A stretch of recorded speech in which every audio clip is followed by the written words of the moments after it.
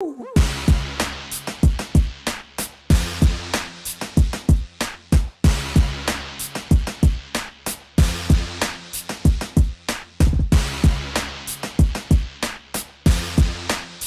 the Hopcast. Thanks for coming back, everybody. I'm Chmielewski. My name is Ken Hunnemeder. I feel like we haven't moved. We haven't. Name's just been bringing us stuff. Yeah. Going to the bathroom for us. Keep the beers coming. And look, there's 2 new beers here. Thanks, Maeve.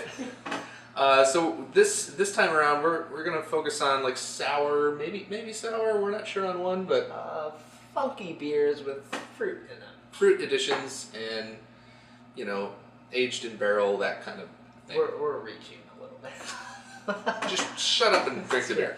we got 2 interesting beers here, so that's all that counts. Yeah, so we've got a beer from NoDa out of North Carolina, and of course the ever popular Hill big Farmstead. band Hill Farmstead. Yeah, So Maeve and I picked this up on our trip out to Vermont on our quest for Heady Topper that failed, but we got a bunch of Hills Farmstead. so cool. You want to do big or little? Well, we got blackberries or... Yeah, so the NoDa beer, which is their Tart Attack, is a Berliner Weiss with blackberries. And then we have the Flora from Hill Farmstead, and that is their farmhouse ale that's been aged in barrels, wine barrels, with some mandarins. Let's go with the Hills Farmstead because this does say Tart Attack. And I think it could kind of mess us up. Okay. Palate. All right, so we'll jump right on into the Flora here from Hill Farmstead.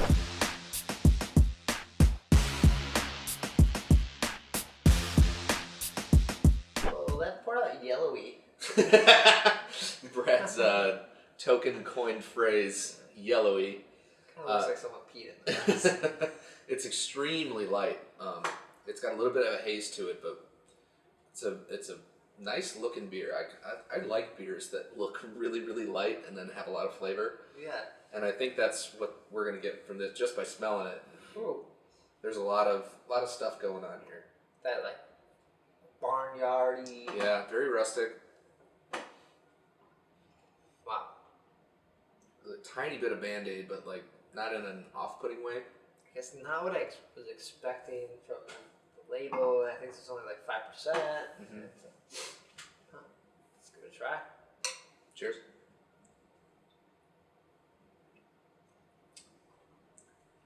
Woo. It smelled funky. It's actually very tart. Yeah, it's sweet tart. Mm-hmm. You get that Maybe orange character. We might mix this up. The Tart Attack is gonna be nothing now.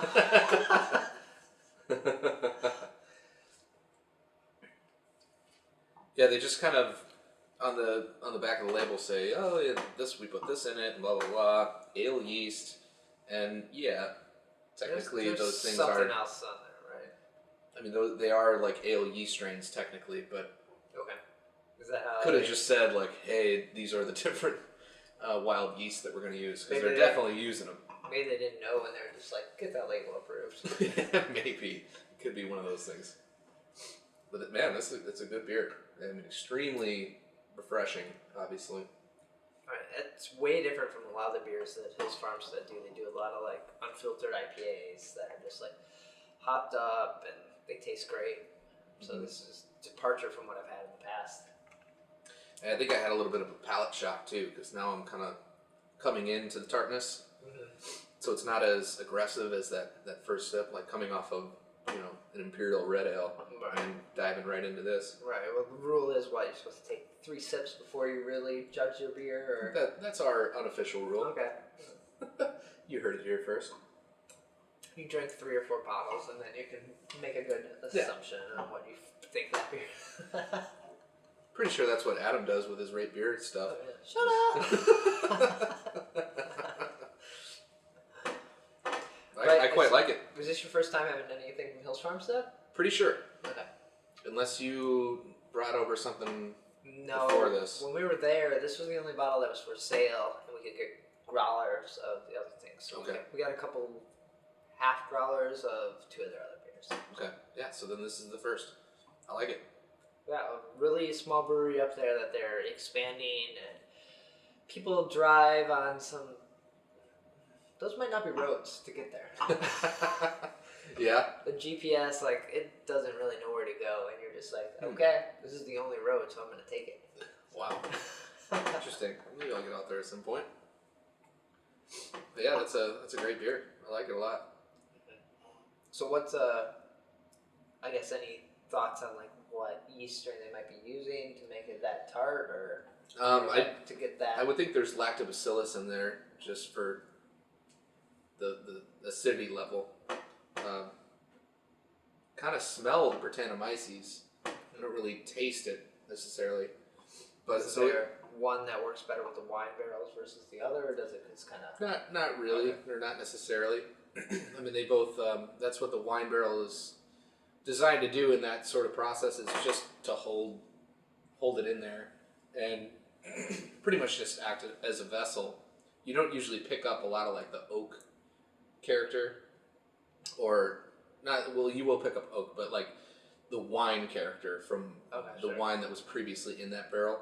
You're not really looking for that. It's just kind of like an environment for the different bugs and stuff that you're using to do what they have to do.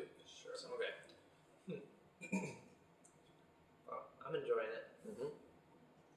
Yeah, so cheers, Hill Farmstead. First one, good beer. I like it.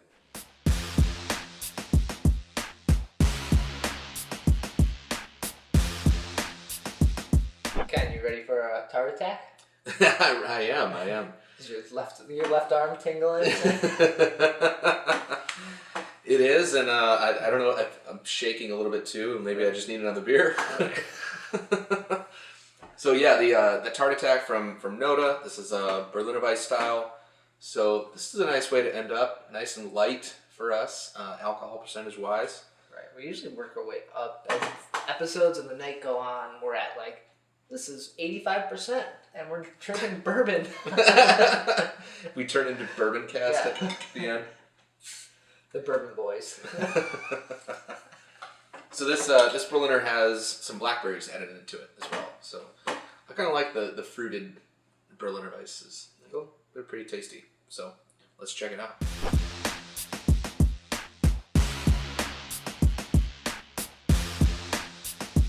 Well, quite a departure in color from the Flora.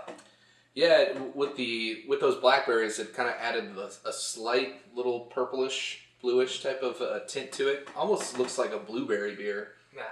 Because blueberries don't add all that much color like blackberries really do, so they must not be using all that many for this beer. But I mean, especially when you were pouring it out, it kind of looks like really kind of a pinkish type of thing. Yeah, it's nice. Looks delicate. It does. Kind of a dirty aroma. Yeah, very almost earthy. Yeah, not that pleasant. It's like dirt and like a little bit of like sulfur character too. Let's see. Hopefully it tastes better.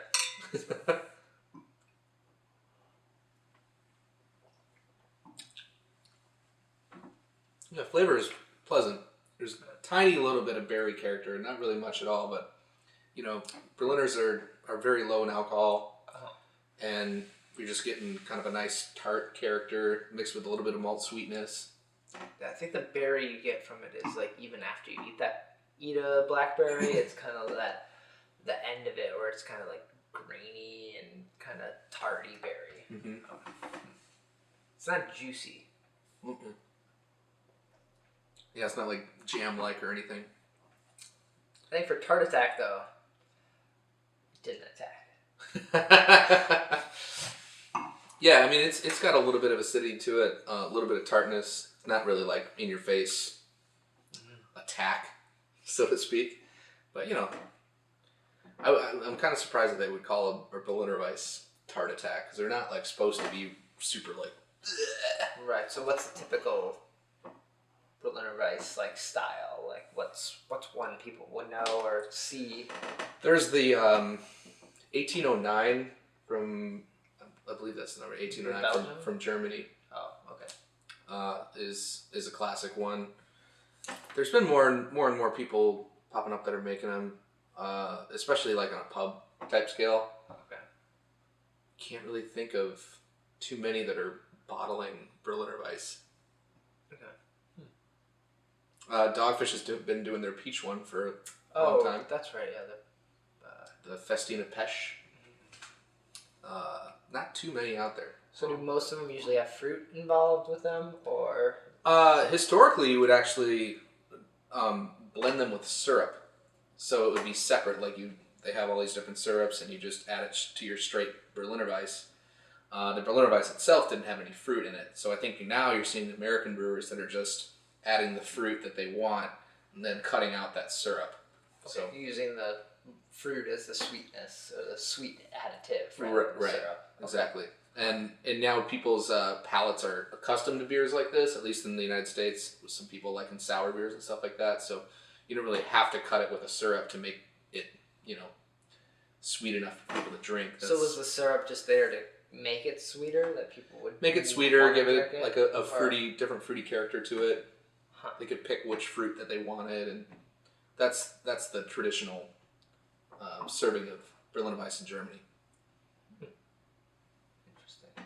Do people do unblended then, or unsyrup? I think if you like it, then Okay. you just go straight. But for women and kids, if it's syrups. Jeez. Those damn kids. Kids love syrup. I'd be interested to try. I'll drink this beer if that means I can get some syrup. Put some Hershey's. I think that'd be fun to do the, unblended and the unsyrup or unsweetened one versus the other one, and see how much that adds and changes it. Yeah, I mean, I think there were a few bars around town here that were doing it at one point. I've never actually had a Berliner Weiss with syrup in it. I kind of just like them how they are. Okay. So, but I don't know if it's all that popular anymore. I haven't seen it in a little bit, but it's out there. Cool. So look for that. Unfiltered, unsyruped beers. But yeah, we had a couple of fruity, acidic styles from a couple of breweries that were pretty damn good. Yeah. So, Cheers, and thanks for watching. cheers.